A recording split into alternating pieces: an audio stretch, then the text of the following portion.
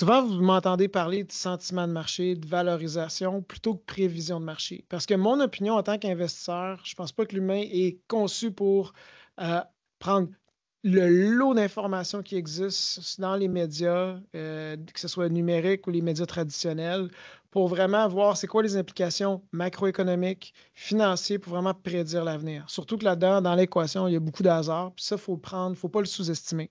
Ce qu'on peut faire, par contre, nous, c'est, j'en parle souvent, on peut voir le sentiment des investisseurs. Donc, quand les investisseurs sont très pessimistes, on voit des catégories d'actifs baisser ou des secteurs d'activité ou des compagnies vraiment chuter.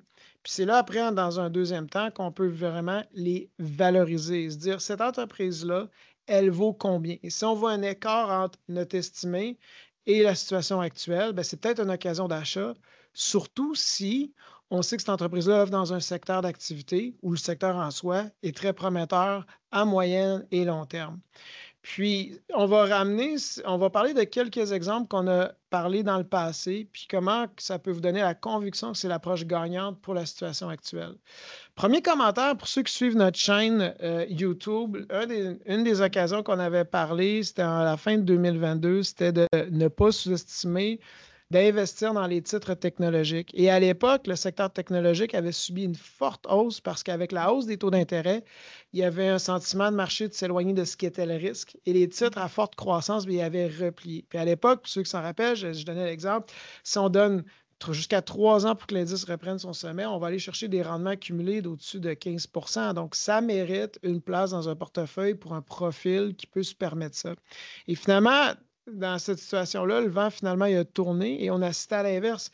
Le secteur des grandes compagnies de technologie sont revenus en vogue, surtout vers la fin de l'année dernière. Je vais donner un autre exemple qu'on peut voir sur notre chaîne YouTube. C'était parler que le secteur canadien, qui est très bancaire, services financiers, matières premières comme les matériaux, l'énergie, beaucoup de ces secteurs-là, si on regarde sur 10 ans, font presque du surplace. La croissance du marché canadien n'a pas suivi la tendance du marché américain. Puis c'est là qu'on voyait des forts écarts dans les évaluations.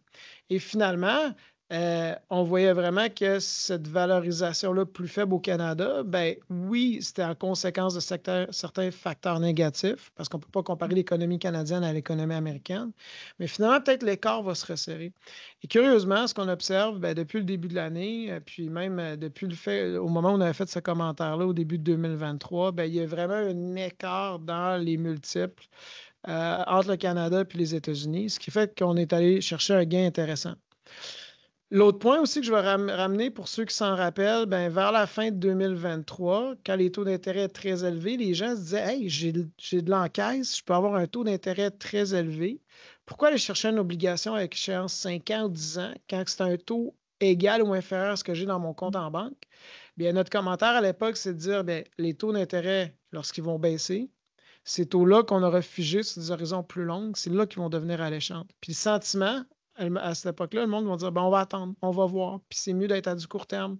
Le long terme n'était pas intéressant. Et ce qui s'est passé depuis cette période-là, l'indice obligataire, ben, il a augmenté d'à peu près 4-5 en plus des intérêts qu'on a cumulés. Donc, on va chercher des rendements de 6, 7, 8, 9 ou 10 dans cette catégorie d'actifs-là. Et l'aubaine, l'escompte, c'est quand les gens n'avaient pas de l'appétit pour allonger leur duration, quand le sentiment n'était pas encore là. Un autre exemple qu'on avait parlé à l'époque, c'était on voyait un certain regain de popularité de l'or. Puis les banques centrales aujourd'hui se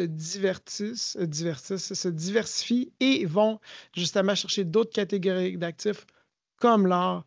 Et si on regardait le prix de l'or, à l'époque, on a fait le commentaire, il y avait un certain optimisme, mais c'était plutôt mesuré parce que depuis plusieurs années, c'est une commodité nécessairement qui n'a pas été si payante, qui a eu pas tant d'attrait pour tous les investisseurs. Et évidemment, en ce moment, ben là, c'est l'inverse. C'est le sentiment, il est quoi? Il est très optimiste. Donc, des fois, on a des gens qui nous approchent, qui nous disent, ben, est-ce que je pourrais avoir plus d'or dans mon portefeuille? La question, selon vous, est-ce que c'est le temps d'investir aujourd'hui pendant que le sentiment est très fort avec tous les risques d'inflation, avec ce qui se passe d'un point de vue géopolitique? Je vous laisse réfléchir à ça. Et il n'y a jamais de réponse qui est en absolu oui ou non, mais on va avec des probabilités. Et peut-être notre sentiment à nous, ben, c'est quand le sentiment est si fort, si positif, c'est peut-être le temps de se poser des questions. Le dernier exemple que je vais parler, c'est la valorisation. Ceux qui suivent notre vidéo, notre chaîne en début d'année, je disais le sentiment, il était très pro-américain parce qu'il y a une exception de la bourse américaine depuis plus de 10 ans par rapport au reste du monde. L'économie américaine l'année dernière a progressé environ de 3 ce qui est exceptionnel quand on la compare. L'innovation technologique est là. Et soudainement, on a un président américain qui va arriver au pouvoir, qui veut baisser les impôts, mettre des barrières. Et le sentiment, c'était il y a une place où on devait être, c'était dans les actions américaines. Pendant ce temps-là, il y avait quand même une escompte à l'international.